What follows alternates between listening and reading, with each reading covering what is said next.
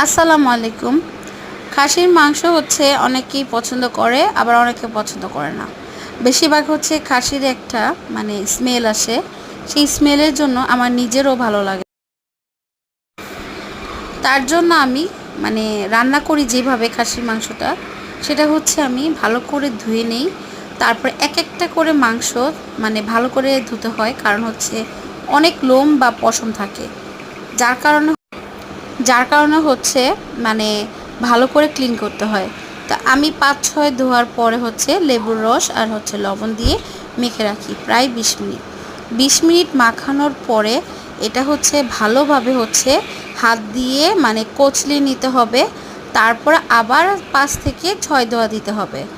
এভাবে করে যদি আমরা খাসির মাংসটা রান্না করি, তাহলে কিন্তু আমাদের এই খাসির যে একটা ব্যাড স্মেল আসে, সেই স্মেলটা কিন্তু থাকবে না।